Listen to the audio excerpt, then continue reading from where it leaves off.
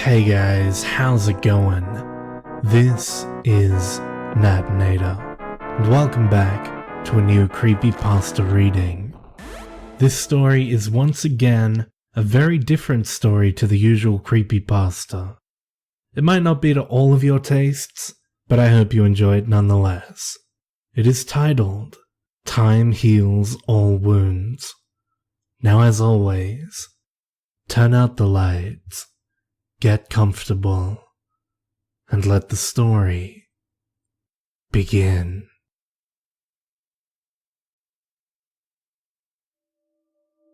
It's that kind of evening, the foggy, humid winter evening. It's the kind where everyone else curls up in their blankets next to the fireplace, sipping hot chocolate, or gathers around the table, laughing and joking, with glasses of mimosa.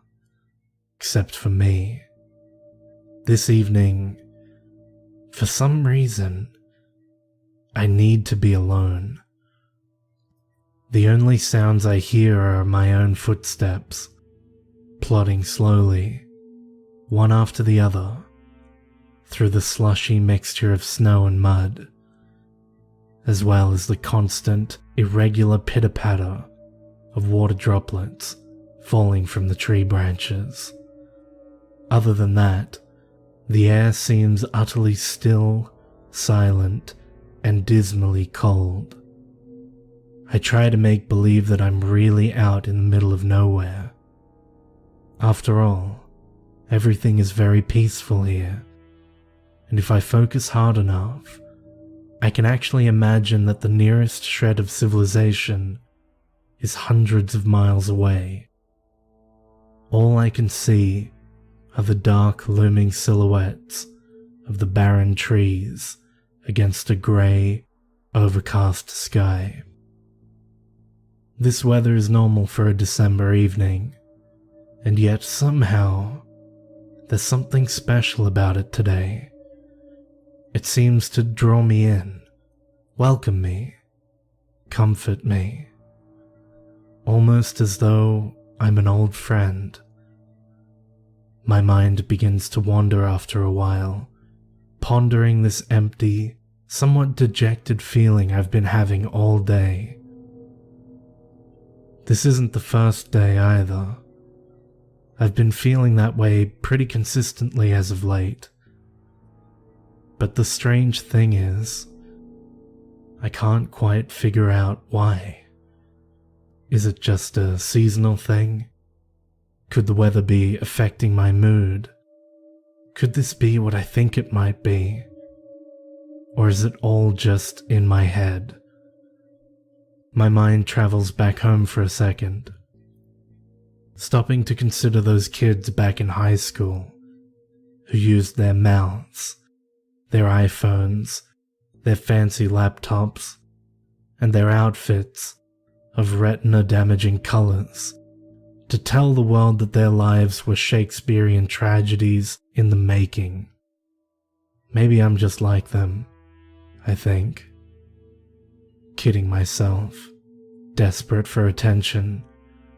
But then again, I've never felt the need to flat iron my hair or wear skinny purple jeans.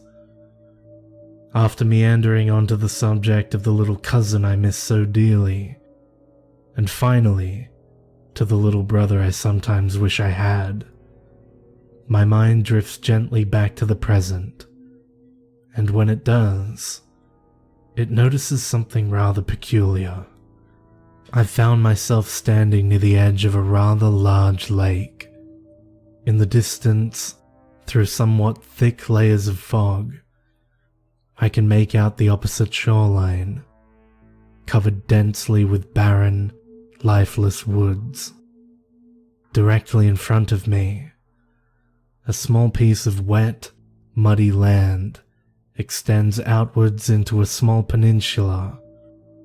On the very end of the peninsula, overlooking the lake, stands a single, gnarled, dead tree, its limbs drooping woefully toward the icy water.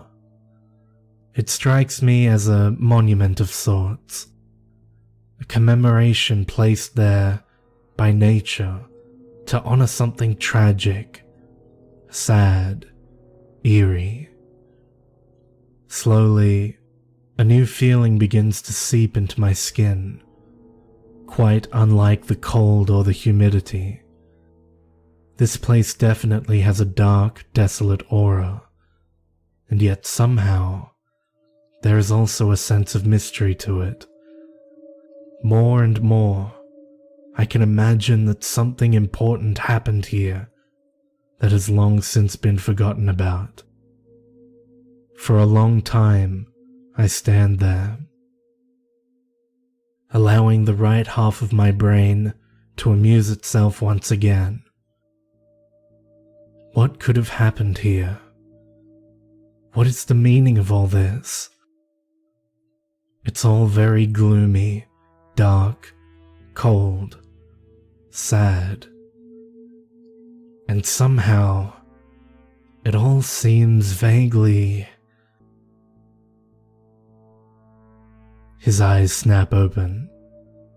He lay there, shivering, a growing sense of panic overtaking him. He had no idea where he was. He tried standing up, only to feel a pain unlike anything he had ever experienced in his 10 years of life shoot through his ankle. He had to bite down on his arm to muffle the shrieking bawl of agony escaping his mouth. He landed hard on the frozen ground, tears streaming down his face, fighting fiercely to stay in control of his mind. After what felt like hours, he finally won the battle and managed to steady himself. He focused his mind, trying as hard as he could to remember what had happened. He vaguely remembered being chased out of his own home in panic, but that could have been a dream. Then, an image arose in his mind, one that caused him to shiver even more. The man in the mask. He allowed himself to dissolve into tears once more out of sheer terror of that image. He hoped he would ever forget about it. After pulling himself together again, he did the one sensible thing any 10-year-old would do. Mum? Dad? No answer. Slowly grimacing against the immense pain throbbing through his foot, he managed to ease himself up onto his knees. Then, red-faced, shaking and sniffing, he made his way uphill through the trees, his green eyes dashing around desperately in search of life. It was not long before his frantic gaze fell upon something that made his entire mind freeze over. No, it couldn't be. It just couldn't be. He had come to a point where the ground dropped down to form a small valley between two hills. At the bottom of the valley were layers upon layers of shimmering snow, stained with what was unmistakably blood. Trembling with horror, the boy followed the scarlet trail with his eyes and had to shove his fist into his mouth to keep from screaming. At the end of the trail sat two blood-drenched garbage bags, inside of which lay a man and a woman. Sobbing, the boy inched forward until he could reach the bags, and then began untying the first one with trembling fingers. "It's not real," he pleaded to himself. They're only asleep, like I was. Please, don't be real. Just don't be real. Eventually, he was able to work the knot out of the bag. He paused, hardly daring to touch her. But he had to know. He couldn't go on without knowing. Taking deep, steady breaths, he grabbed the woman by the shoulders, and with all of the strength he could muster, turned her over. It was worse than anything he had ever seen. Blood oozed from every orifice in her once beautiful body. Her lower jaw sat mangled on her chest, still connected by a few pieces of flesh, muscle, and ligaments, leaving her tongue to dangle lazily down to her throat.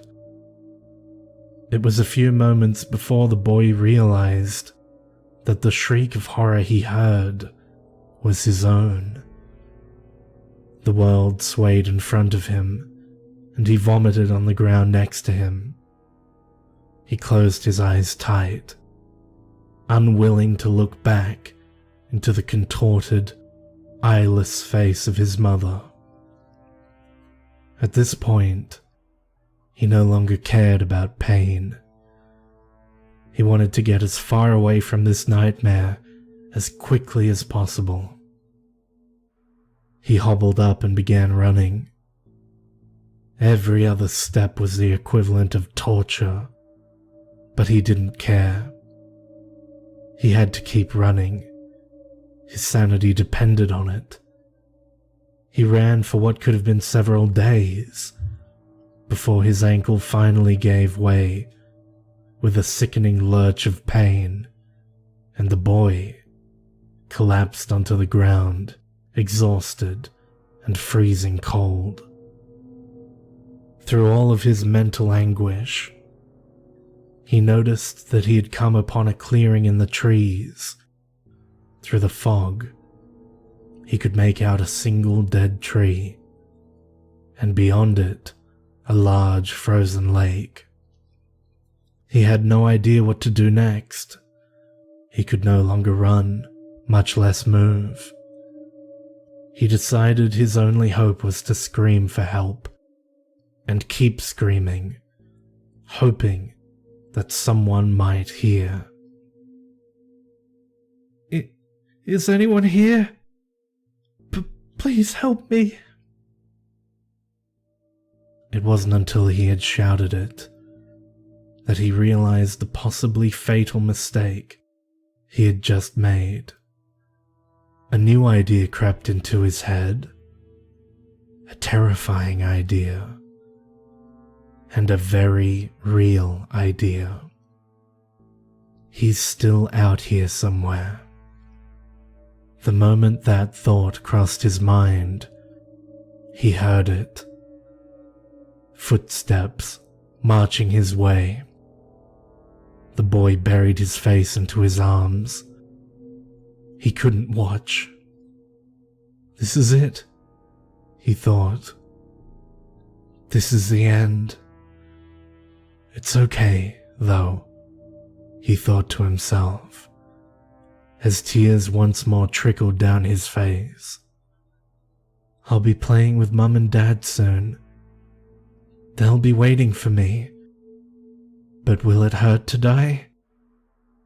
I hope he makes it quick. The footsteps passed him by. The boy could hardly believe it. Gathering up as much courage as he could, he pulled his face out of his arms and looked up. Someone was standing there, near the dead tree, staring out at the lake. He had a long mane of light brown hair. The boy instantly felt so much relief, excitement, and gratitude that he almost fainted, but he could not afford to. He had to make his presence known. Help me. Please," he stammered. The older boy paid no attention. He simply stood there, taking in his surroundings, with a somber look on his face. "No, please, you've got to help me. Seriously." Still no reply. In desperation, the young boy began to pull himself forward, using only his hands. As painful as it was, he knew that this would be the last stretch. If he could just make it to where the older boy stood, he would be okay. He would survive. "I'm hurt.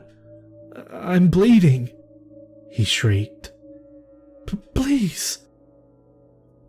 He reached out with his last bit of energy and grabbed the older boy's foot. The older boy blinked, then looked down. The young boy saw a hint of surprise in his shocking, terribly familiar green eyes. For a moment they remained there, staring into each other's eyes. Then the older boy looked skyward, took a deep breath, turned around, and began to leave. "No, please, come back." The young boy was sobbing again, this time in a fit of hopeless despair. He had never felt so alone, defenseless, or scared. The leafless trees seemed to taunt him in their silence, exuding a sort of stoic apathy to his suffering. He wished he could talk to the trees, plead with them, ask them for help, but he knew it was useless. There was nobody. The world was deaf to his cries.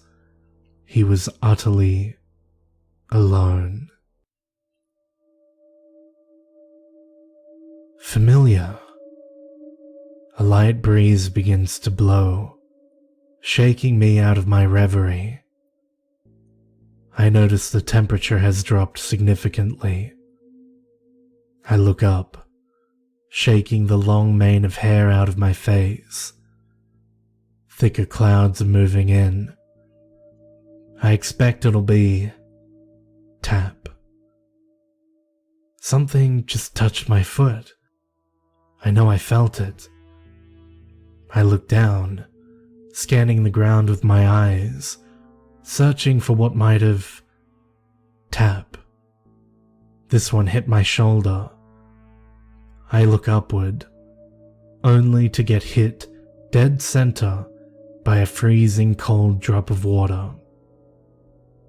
At this point, there are little taps falling everywhere, faster and faster. I should probably go back home now, I think. I wipe my face with my sleeve and turn around to go. I only somewhat take note of the fact that my ankle's been acting up again. For a moment, I remark to myself how interesting and wonderful the mind must be to come up with such odd fancies. The weather having feelings? Me depressed and alone? Come on now. Clearly it's all in my head. I'm in college now. I've met lots of smart, friendly people, and I haven't felt alone like that since high school. It must be the cold climate, making me moodier than usual. And one thing's for sure, I've definitely never seen this place before. I would have remembered it in a heartbeat. I check my watch and pick up my pace. My stepmom's having friends over for dinner tonight. Sort of a pre-Christmas get-together, I think. I should probably be home before they arrive.